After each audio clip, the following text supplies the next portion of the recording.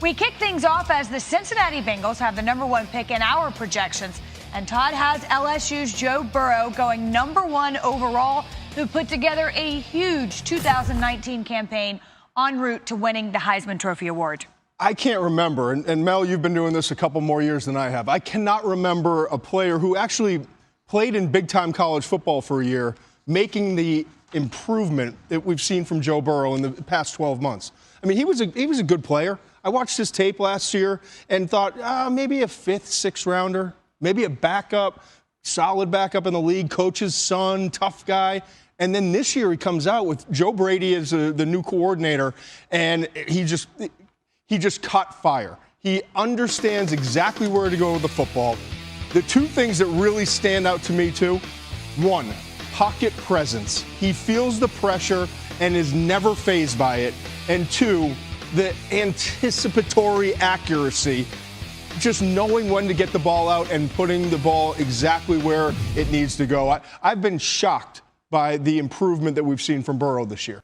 Yeah, I think what Todd said is very accurate in terms of Joe Burrow. You imagine if he was forced to come out last year, what the stat guys would have been saying about it. They'd have been killing him. He's not accurate, can't hit the target, 57% and change, only 16 touchdowns. Well, this year he goes from 57% and change to 78%. Ironically, Drew Brees right now is at 76% in New Orleans with the Saints. You go think about 79% or better in 6 games. He didn't have 79% or better in any games last year. In fact, he had 2 games last year at 45%. He was 57% or less in 8 games. This year, he's over 71% in every game. Very few balls hit the ground. I don't think we'll ever find a player go from where Burrow was last year to where he is this year at #1 overall. So you've both talked about the improvement. I think that's notable, one, because he has gotten better, but two, because does it beg the question, is one great year enough to warrant everything you're saying and using that #1 pick? I think it is only because he's playing in the SEC. He's playing against great defenses. It's not like he's come out of nowhere. It's not just a 1 year of playing. We've seen the progression. And what he's put on tape is as good as you're going to see from a college quarterback. He understands the game. And it's not just that he's great in the pocket. It's that he is mobile. He can move around inside the pocket, and he can take off and run, which we're seeing more and more of in the NFL game. So I think the only question is, assuming the Bengals have the #1 overall pick, do they take the best player in the draft in Chase Young, the defensive end from Ohio State, or do they take the quarterback in Burrow? I think at this point you have to go with the quarterback if you're the Bengals. Yeah, Wendy, I think it has to be that you feel he's franchised. If the Bengals feel that way, you take him over Chase Young. If you're the Bengals and you don't feel strongly about Joe Burrow as a franchise great quarterback in the NFL moving forward, you take Chase Young. Some people say, should they? It's not about should they. They shouldn't if they don't feel that way. It's only if the Bengals, assuming they have the first pick, feel that Joe Burrow is special, he's franchised, then you take him over the defensive end, Chase Young. Maybe it's too soon to talk about fit, but since we're talking Bengals, that's who we're projecting to have the top pick. Does he fit with Zach Taylor's system and what they want to do there? Yeah, absolutely. He fits any system, really. I mean, outside of if you're trying to run more like zone read option, he can do a little bit of that. But to me, I think he fits any NFL system, and you adjust to your quarterback. And that's exactly what I think the Bengals would wind up doing. Now, what's interesting is, do you gamble a little bit? Do you try to get a team to move up to get Chase Young because Chase Young is the best player in this draft? And do you move down a spot or 2 spots and hope that you get Burrow there? That'll be interesting to watch as we get closer. We have a few months. But I think the Bengals, who don't trade picks a lot, hardly ever actually, will they try to manipulate this draft a little bit? We move on to Miami's 4th overall pick, and we do that because we continue to talk about quarterbacks. Todd has Bama's Tua Tagovailoa heading to South Beach. He's 22-2 as a starting quarterback, but of course there's the injury question. He will have to rebound from a really tough season-ending hip injury last month. Tua's college career has been filled with a number of those injuries, from a broken index finger to knee and quad issues last year. He's had surgery on both his left and right ankle before dislocating his hip against Mississippi State. Tua will reportedly need 3 months to recover and will resume throwing in the spring. So many question marks there, because that, of course, will be in the heart of draft season, and he'll just be sort of in the early stages, Todd, of recovery. So you have him at #4 despite the injury question. Does it concern you, though? Of course it does. It concerns everyone in the NFL. It concerns every GM that I've talked to. You just don't know what to do with this because you have a quarterback who, I think if he was healthy, we'd be talking about Tua as the number 1 overall pick. It would be a great battle between Joe Burrow and Tua Tagovailoa.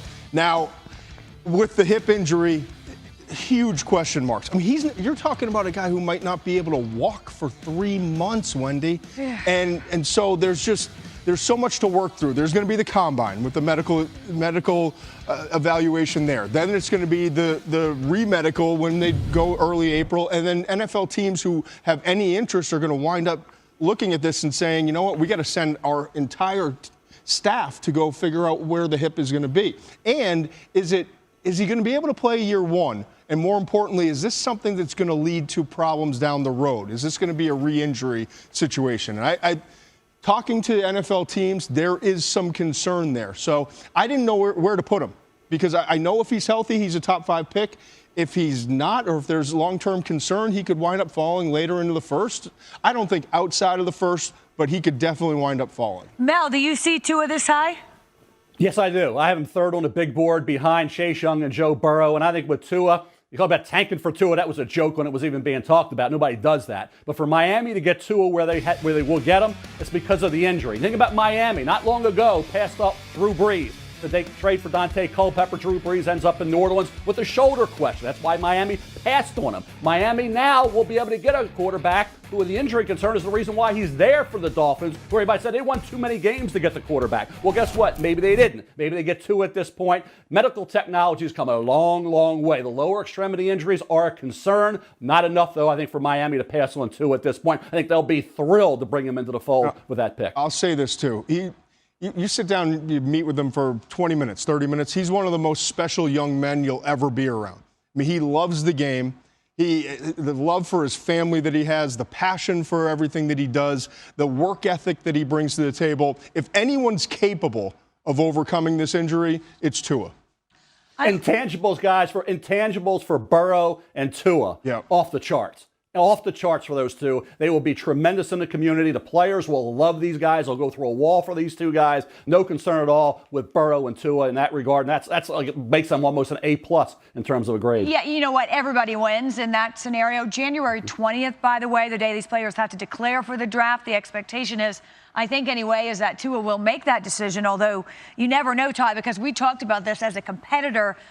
Maybe set the record straight is the wrong way to put it, but you know there's got to be an itch there to not end your phenomenal collegiate career the way it will end if he does come out. I know I'm getting shut out by the clock, but I'll say this.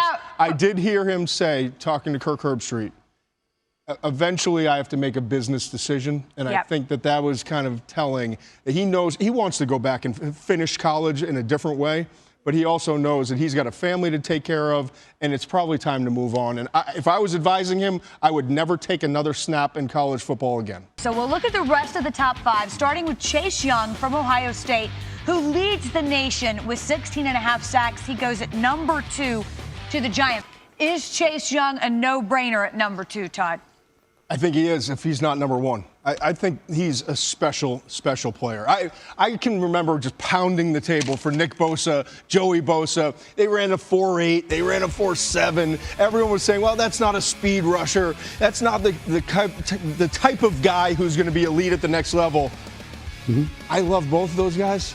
Chase Young's better. He really is. He's more athletic. He's going to, he doesn't have quite the power that the Bosas have, but his hands improved so much this year. The production's there. He knows how to finish, and he's more athletic, and he has better bend than both of the Bosa brothers, and we've seen what they've been able to do when healthy in the NFL. Mel, agree or disagree? First of all, you think about the great pass rushers. He's right there, and Myles Garrett's numbers, sack-wise, were right there with Chase Young, only a half sack difference between those 2. You think about what Jadeveon Clowney's meant to the National Football League now in Seattle. You think about the guys that Todd mentioned. Throw in a Khalil Mack, throw in Von Miller and all the others that have been great pass rushers coming off the edge. That was what Chase Young will be expected to do. The Giants have some really good foundation pieces, obviously led by Daniel Jones at quarterback. But now on defense, to go along with Marcus Golden, you bring in Chase Young. Now you have not just one, but you have two pass rushers, and one in Chase Young that is an elite pass rusher and could be one of the best in the National Football League. Now, I have the highest grade I've had on a defensive player since Von Miller. I mean, that's how special I think this guy has a chance to be. Should the Giants consider a quarterback in any way, shape, or form? You're trying to stir it up already. No, I'm not. It was a fair question. I do honestly think that they should consider it. It depends on what the situation is. You know, right now they're picking at 2. They could be picking at 4 or 5. And if Chase Young is off the board, then maybe you sit there and you say, you know what, Tua Tagovailoa might be a great option if he's still sitting there. So I don't think you saw anything from Daniel Jones this year that made you think, all right, we're good for the next decade at the quarterback position, Mel. Did you watch any of Daniel Jones this year, Todd? Yeah, Obviously I did. I watched the first game that he played well, and then the next 9 games he really struggled. Then you know what you're looking at. Because Daniel Jones, how many he turned turnovers, the ball over, Mel? fumbles.